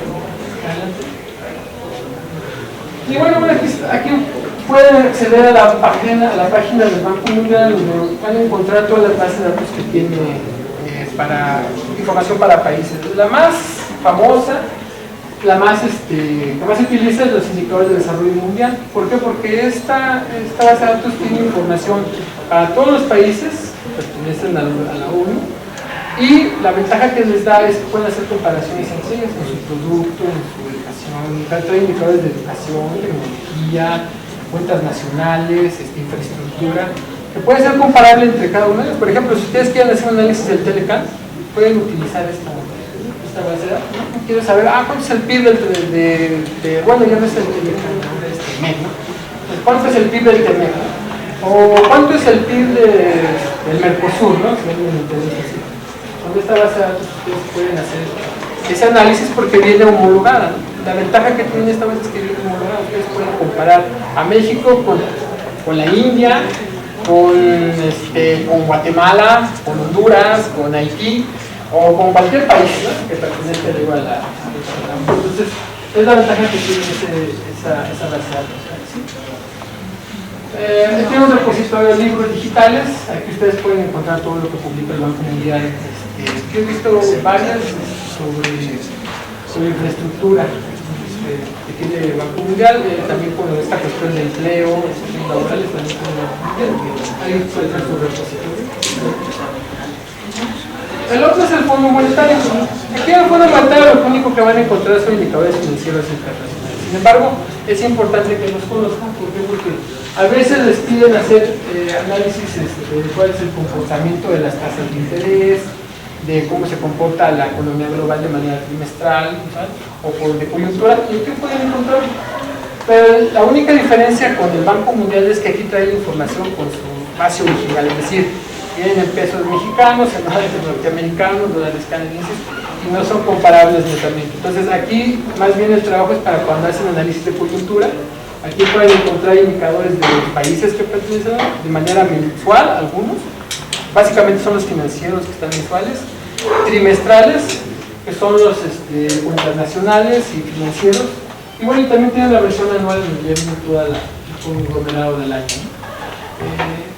Tienen varias bases de datos, no sé si ustedes las han utilizado, pero por ejemplo las que más se consultaban es la de International Financial Statistics, que tiene indicadores financieros.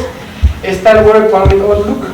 El Outlook lo que les permite hacer es proyecciones a nivel internacional de indicadores básicos como el producto, finanzas públicas, todo eso. También tiene indicadores de balance of payments, de balance de pagos, de government. Está muy completa la base de datos para si quieren hacer sobre todo análisis de coyuntura para países en específico. Si quieren saber las finanzas públicas de Noruega, las finanzas públicas de Guatemala, lo pueden encontrar. ¿Sí? También tiene un repositorio de libros, que son libros básicamente, bueno, por ejemplo, este World Economic Outlook, que es el más famoso, pero son libros que tienen que ver más que nada con cuestiones financieras, ¿no? Que si van a trabajar cuestiones financieras, yo les recomiendo el Fondo Monetario Internacional. Tiene un repositorio de libros digitales que ustedes pueden acceder. Viene esta que es de la CEPAL, como les he comentado, hay instituciones regionales, una de ellas es la CEPAL. Si ustedes quieren hacer un análisis de América Latina, yo les recomiendo utilizar esta base de datos. ¿Por qué? Porque igual que el del Banco Mundial, trae información que ya está comparable entre cada uno de sus miembros. Entonces, la diferencia entre el Banco Mundial y esta es que, bueno, la CEPAL nada más se ubica para América Latina. O sea, si quieren información, por ejemplo, para Cuba, ¿no? Aquí la pueden encontrar. A veces el Banco Mundial la trae, pero aquí sí la CEPAL trae esa información. Es un ejemplo, ¿no? Por ejemplo, cuando me pedían cosas de Cuba, me metí aquí y sí aparecía la información. Entonces, esta, como les comento, es de tipo regional. Así como esta, hay una que se llama Eurostat, que es para Europa, en donde ustedes pueden bajar la información, la misma información, pero exclusivamente para Europa. Entonces, adelante. Y bueno, también tiene su repositorio de publicaciones. Aquí también lo más interesante pues, son sus anuarios y su revista de la CEPAL.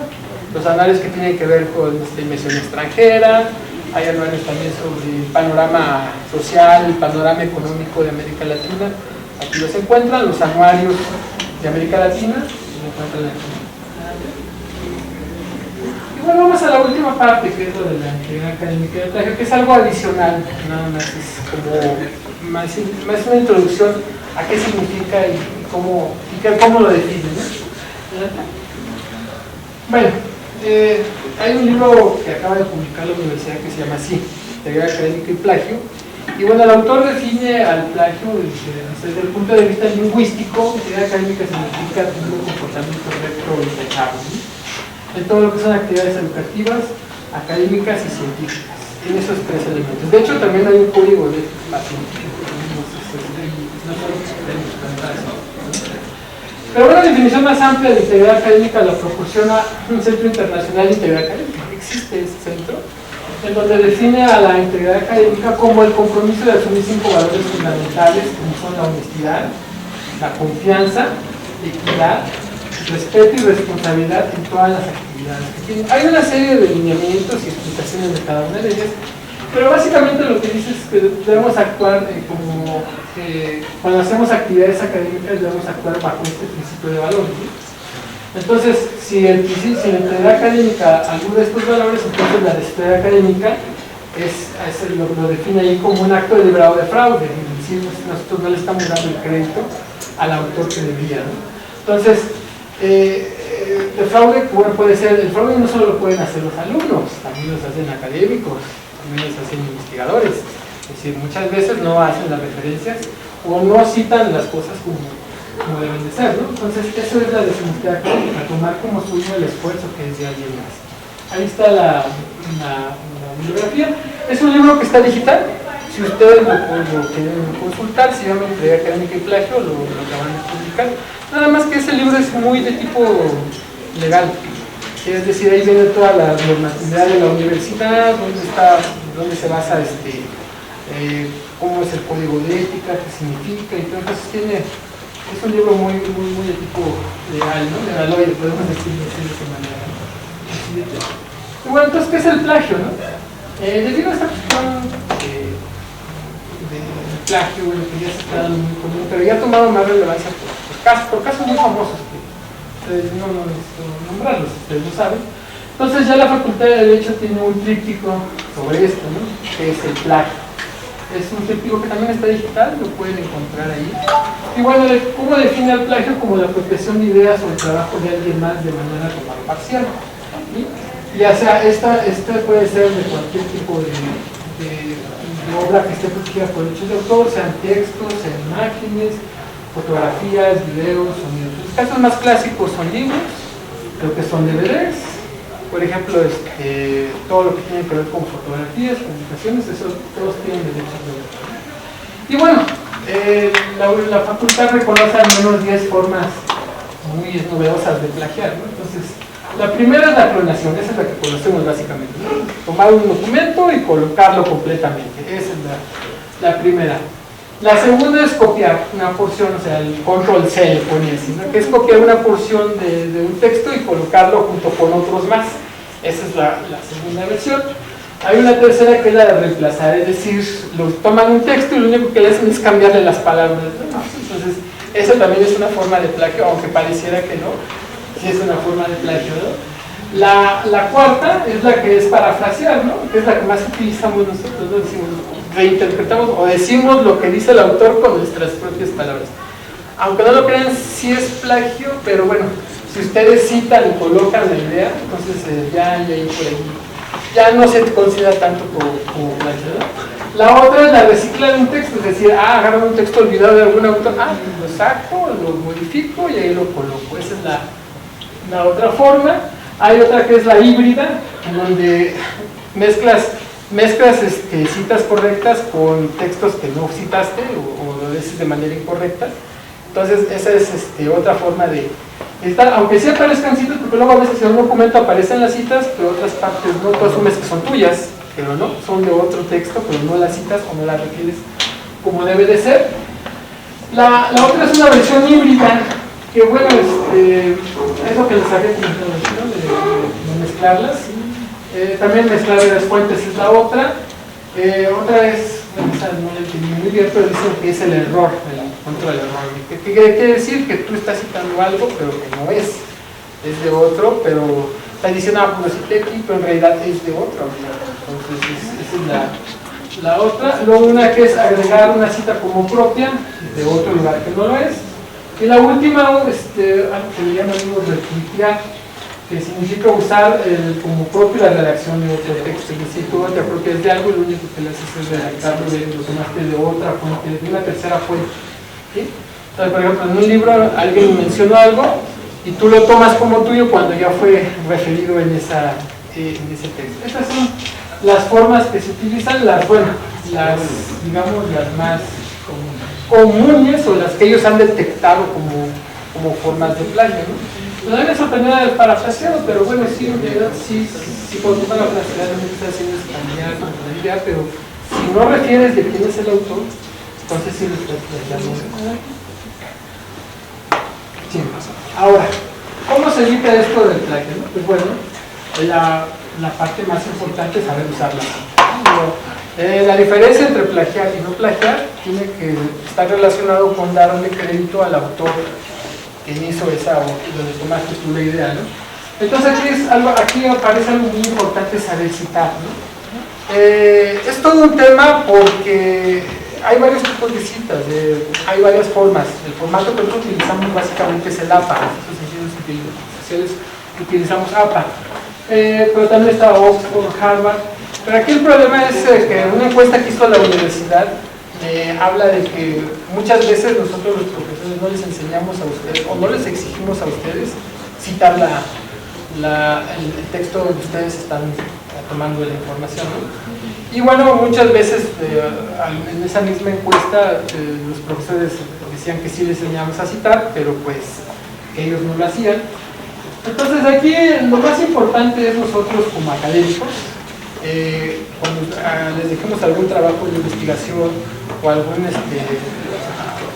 trabajo final, pues se refieran a las citas, ¿no? Checar las citas, verificar que lo que se está refiriendo esté acorde con el libro. Entonces no es complicado porque en realidad yo como académico, cuando me tocó evaluar algunas tesis de algunos textos, uno se da cuenta cuando no están ustedes haciendo la redacción completa, porque utilizan palabras que nosotros ni siquiera utilizamos. Una vez encontré un texto en donde me hablaba de la reconversión industrial de un chico de segundo semestre. Y dije, a ver, ¿qué significa la reconversión industrial? No me puedo decir. Es obvio que el documento eso no lo hizo él, es obra de alguien más.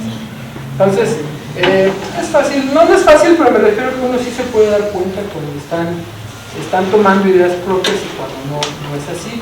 Y también checar sobre todo las fuentes de información, ¿no? Eso es muy importante. O sea, cuando nosotros dejamos algún texto, a ver, referimos esta fuente y checar si verdaderamente es esta fuente, si existe, porque luego no la colocan de manera adecuada. Entonces esa información no está. Entonces ahí tenemos que trabajar mucho en esa parte de cómo evitar el plagio, pues aprender a citar y enseñarles a citar. Muchas veces los alumnos señalan que las citas solo se las exigían cuando iban a la tesis, nunca se las exigían cuando estaban en trabajos intermedios, ¿no? O sea, cuando ustedes tenían que presentar una tesis para su titulación, ahí sí se les exigía esto de lo que es la cita. Pero bueno, yo creo que una recomendación es que a los alumnos les enseñemos desde principios saber cómo citar, qué tipo de formato. Por lo general, nosotros utilizamos el APA. Todas las revistas mexicanas nos piden el formato APA. Yo he publicado en el trimestre económico y nos piden APA. Entonces, para referenciarlo, ¿no? Y bueno, esto del último del plagio de los derechos de autor, últimamente ha tomado gran relevancia porque se hizo una reforma a la ley de derechos de autor, en donde ya, por ejemplo, el hecho de fotocopiar o tomar foto de un documento estás violando derechos de autor. Entonces, ahí las bibliotecas, cuando se modificó esto, dijeron, bueno, es que nosotros nos amparamos en un párrafo donde dice que nosotros no violamos la ley de derechos de autor siempre y cuando señalemos de dónde es y que no lo utilicemos para fines de lucro. Entonces ahí hay todo un tema en esta cuestión. Esta modificación de los derechos de autor puso de cabeza a las bibliotecas en cuanto a lo que tiene que ver sobre todo con el fotocopiado. Entonces, por ejemplo, fotocopiar una obra estás violando los derechos de autor. Entonces, pero bueno, nosotros decimos que lo utilizamos para algo académico, entonces pues no debería aplicarse esta normatividad. Y bueno, en cuanto a las sanciones, pues ya dependerá de cada institución. Por ejemplo, les di un ejemplo en la universidad, tengo entendido la normatividad señala que se le lo cachen en plagio y todo eso, lo pueden suspender hasta un año. Hasta un año lo pueden suspender. Me imagino que la sanción estará en función del grado de afectación de ese plagio, ¿no? Entonces, creo que hablando. Ya nada más como último, pues aquí está el libro. Esta está en versión digital, lo pueden descargar. Y bueno, esta información lo saqué de todo de la presentación. No sé si tienen alguna pregunta o alguna duda. Los invito por favor a que pasen a sus lugares para la ronda de preguntas y respuestas.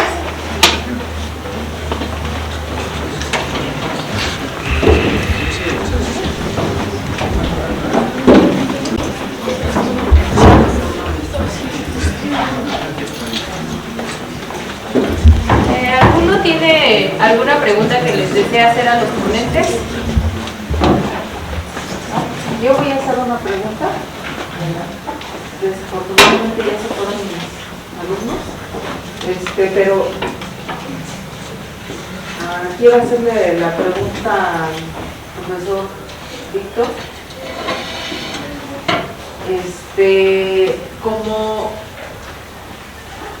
Ahora sí que como parte de los docentes que están en el campo de trabajo en el área económica, si yo fuera un alumno, ustedes como institución, ¿qué pedirían para que un alumno, estudiante de la carrera de la licenciatura en economía, pudiera, digamos que especializarse en el área en la que ustedes están trabajando? O sea, para que ustedes pudieran contratarlo y decir, a ver, mira, necesito que tengas esto, ¿qué es? Sí,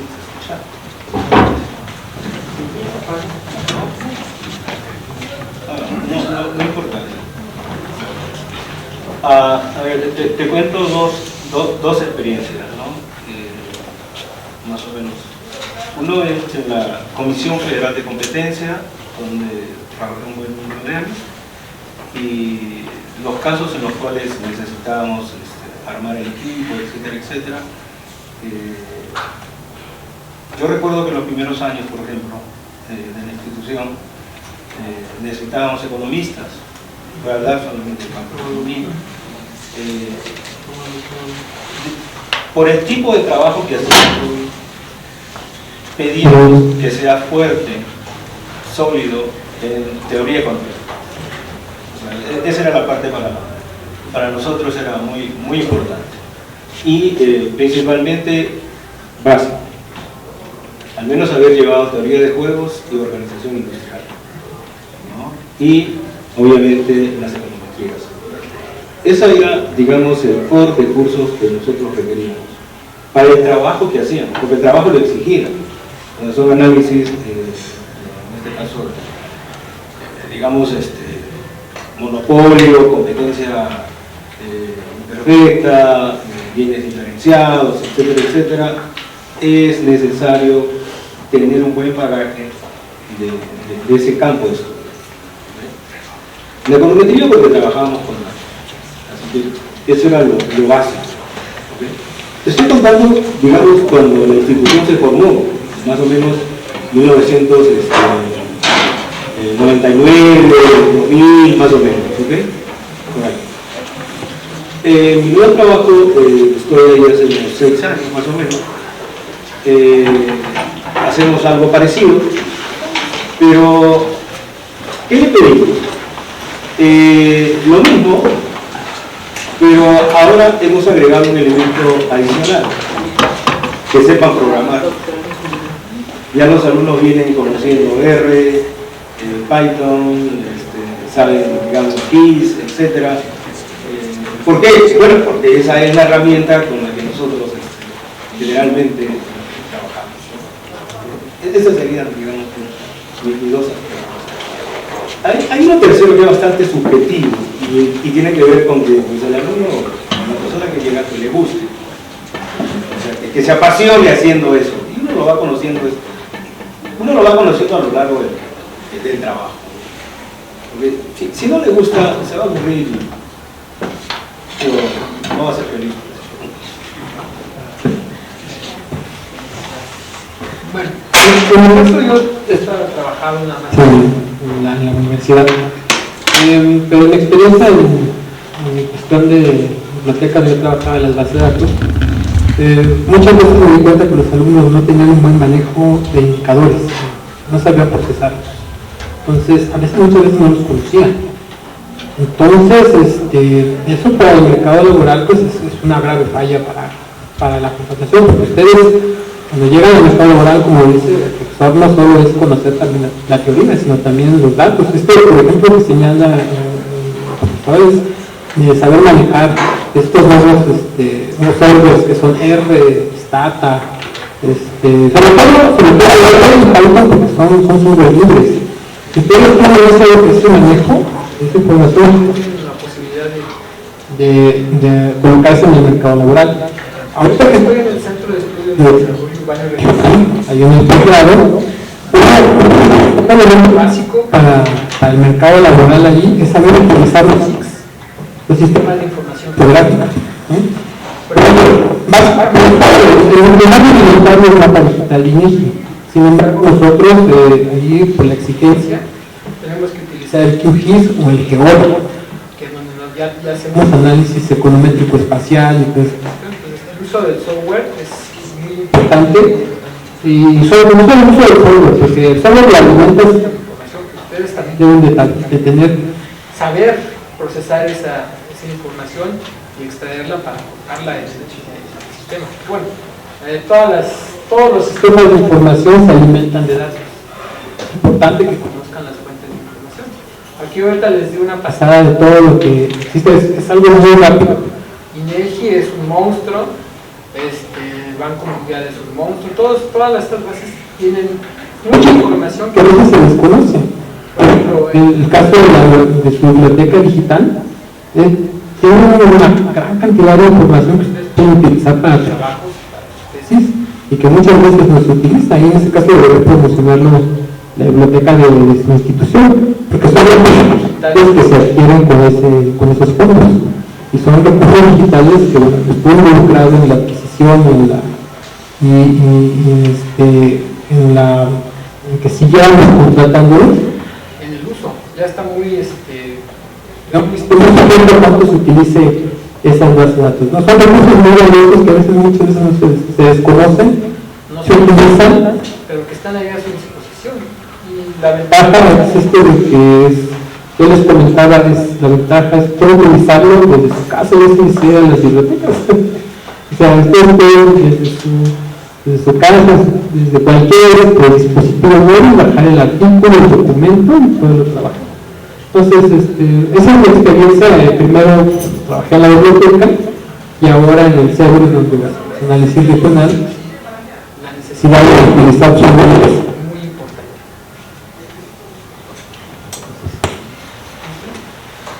¿Alguien más tiene una pregunta? ¿Alguna pregunta? ¿No? Bueno, pues a nombre de la Escuela Superior de Economía les agradecemos por haber sido ponentes en este marco de actividades del rediseño del plan de estudios, y les otorgamos un reconocimiento al maestro Víctor Raúl Paredes Pérez y un